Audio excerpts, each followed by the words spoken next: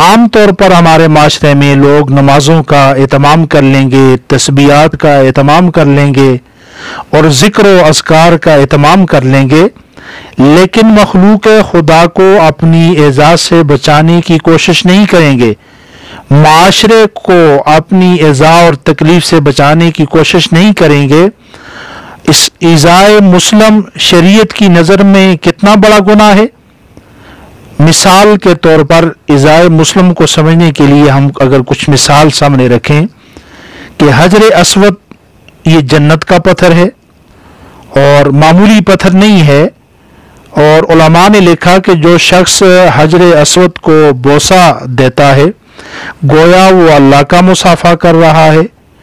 اور بعض روایات میں لکھا ہے کہ جو شخص حجر اسود کو بوسہ دیتا ہے تو حجر اسود اس کے تمام گناہوں کو اپنے اندر جو ہے چوس لیتا ہے، اور جو شخص حجر اسود کو بوسہ دیتا ہے وہ بالکل گناہوں سے پاک اور صاف ہو جاتا ہے، حجر اسود اس کو پاک اور صاف کر دیتا ہے۔ حج پر جانے والے ہر حاجی اور عمرہ پر جانے والے کی خواہش ہوتی ہے کہ وہ حجر اسود کو بوسہ دے۔ علماء اور فقہاء نے یہاں پر یہ جو مسئلہ لکھا ہے کہ اگر آپ حجر اسود کو بوسہ دینا چاہتے ہیں، وہاں اگر رش اور بھیڑ نہیں تو دے سکتے ہیں، اگر رش اور بھیڑ ہے تو پھر آپ کو بوسہ دینا جائز نہیں، دور سے استلام کر لینا ہی کافی ہے، کیونکہ حجر اسود کا بوسہ لینا فرض نہیں، واجب نہیں، لازم نہیں، ضروری نہیں، مگر وہاں مسلمانوں کو تکلیف سے بچانا فرض ہے، ضروری ہے، اور ایذائے مسلم حرام ہے، مسلمانوں کو تکلیف دینا یہ حرام ہے، لہذا کوئی بھی مذہب اس کی اجازت نہیں دیتا کہ آپ ایک مباح کام کرنے کے لیے مسلمانوں کو ایذا پہنچائیں، لوگوں کو ایذا پہنچائیں، تکلیف پہنچائیں، لیکن کاش کہ لوگ آج اس بات کا خیال نہیں رکھتے۔ دوسری مثال کو ہم معاشرتی زندگی میں لوگوں کو ایذا دینے سے روکنے کے لیے، بچانے کے لیے ایک دوسری مثال سامنے رکھیں کہ فرض نماز جماعت کے ساتھ پڑھنا مرد کے لیے کتنا اہم اور ضروری ہے کہ جس کا اندازہ نبی اکرم صلی اللہ علیہ وسلم کے اس فرمان اور سے لگایا جا سکتا ہے کہ نبی اکرم صلی اللہ علیہ وسلم نے فرمایا، نماز با جماعت کھڑی ہو جائے اور میں اپنی جگہ مصلی پر امامت کے لیے کسی کو کھڑا کروں اور میں باہر نکل جاؤں اور لوگوں کے گھروں میں جا کر چیک کروں کہ کون سے لوگ ہیں جو بغیر کسی عذر کے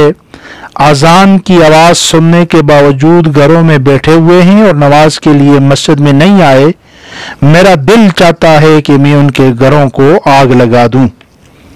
اس بات سے اندازہ لگائیے کہ با جماعت نماز ادا کرنا مردوں کے لیے کتنا ضروری ہے،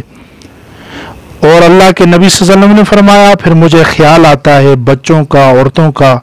تو میں رک جاتا ہوں۔ تو مرد کے لیے کتنا اہم اور ضروری ہے با جماعت نماز، لیکن اس کے باوجود علماء نے مسئلہ لکھا ہے کہ اگر کسی شخص کو ایسی تکلیف اور ایسی بیماری لاحق ہو جائے کہ اس بیماری سے، اس تکلیف کی وجہ سے دیگر لوگ پریشان ہوں، دیگر لوگوں کو اس بیماری کی وجہ سے تکلیف پہنچتی ہو، وہ نفرت کرتے ہوں، تو ایسے شخص کے لیے مسجد میں با جماعت نماز پڑھنا ضروری نہیں، بلکہ وہ اکیلے گھر ہی پر نماز پڑھے تو اسے پوری جماعت کا ثواب ملے گا۔ کیوں کہ وہاں لوگوں کو تکلیف دینے سے، پریشان کرنے سے روکا گیا ہے۔ جماعت کی نماز کی کتنی تاکید تھی، لیکن ایسے شخص کے لیے گھر پر نماز پڑھنے کو کہا گیا کہ مسجد میں جائے گا، دوسرے لوگوں کو تکلیف پہنچے گی، ایذا پہنچے گی، اور ایذائے مسلم حرام ہے، لہذا اس مسئلہ میں شریعت کا اصول بدل دیا گیا۔ ایذائے مسلم کو مزید سمجھنے کے لیے ایک تیسری مثال اگر ہم دیکھیں کہ قرآن مجید کی تلاوت کرنا بڑا اہم اجر و ثواب کا کام ہے، बल्कि बाज़ हदीस से ये साबित हुआ कि सबसे अफजल ज़िक्र कुरान मजीद की तिलावत है, और फिर तिलावत भी जो है वो ऊंची आवाज़ से। कितनी अच्छी बात है अगर उज़र ना हो कि ऊंची आवाज़ से इंसान को लुत्फ़ आता है, सुरूर आता है। लेकिन अगर इंसान के दाएं बाएं और उसके पहलुओं में कुछ लोग आराम कर रहे हों, सो रहे हों या मरीज हों, तो इस मौका पर यह तिलावत ऊंची आवाज़ से तिलावत करना हराम है, नाजायज़ है।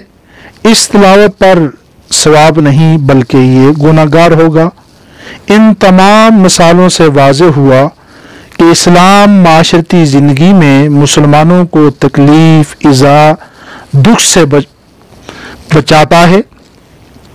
और ये बहुत अहम मिसाल को मज़ीद अगर देखें, एक और मिसाल को, कि अमीरुल मोमिनीन फारूक आज़म रज़ी अल्लाह ताला अन्हु का दौर खिलाफत है, और उनके दौर में एक सहाबी जिनकी आवाज़ कुदरती तौर पर बुलंद थी, ऊंची आवाज़ थी, और उन्हें वाज करने का भी बहुत शौक था, बयान करने का बहुत शौक था। अक्सर वो मस्जिद नबवी में तशरीफ़ लाते, जो सहाबा इकराम मौजूद होते उन्हें इकट्ठा करके वाज किया करते थे। और मस्जिद नबवी में पहलू में अम्मा आशा रज़ी अल्लाह ताला अन्हा का घर है। अम्मा आशा आराम फरमा रही होती थी। एक दिन इन्होंने वाज शुरू किया, आवाज़ बुलंद हुई, तो अम्मा आशा रज़ी अल्लाह तकलीफ पहुंची, उनके आराम में खलल आया। तो उन्होंने हज़रत उमर रज़ी अल्लाह ताला अन्हु को बताया कि सहाबी को बताएं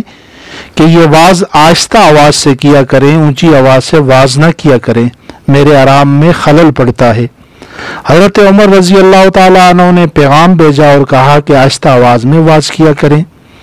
उन्होंने कुछ अरसा आहिस्ता आवाज़ में वाज कहना शुरू कर दिया, लेकिन कुछ अरसा के बाद शायद वो भूल गए, तो दोबारा उन्होंने ऊंची आवाज़ में वाज शुरू कर दिया।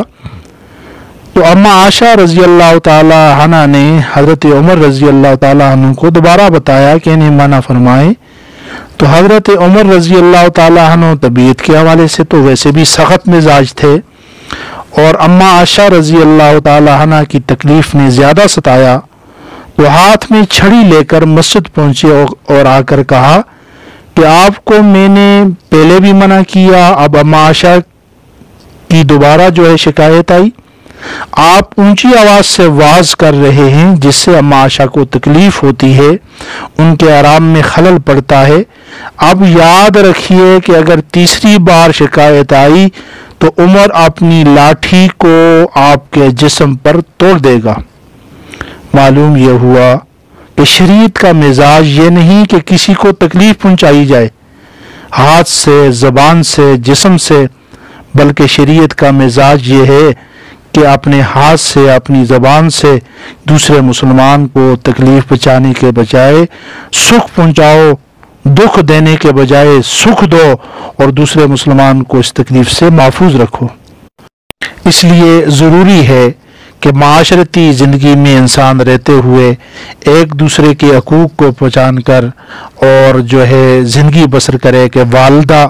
के क्या हकूक़ हैं, वालिद के क्या हकूक़ हैं, बीवी के क्या हकूक़ हैं, बच्चों के क्या हकूक़ हैं,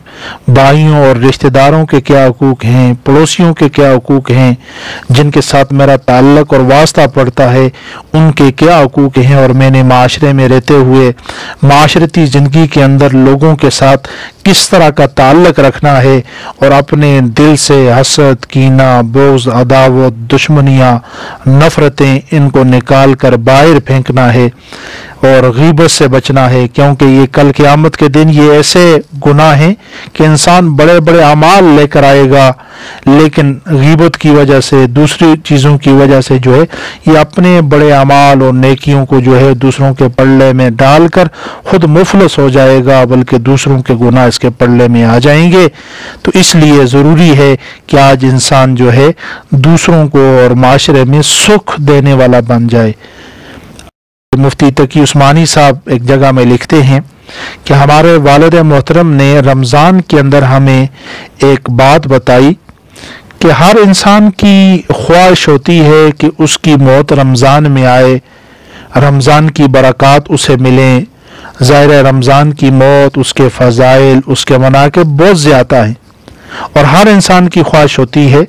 اور انہوں نے کہا کہ میری بھی یہ خواہش ہے، لیکن میری زبان سے یہ دعا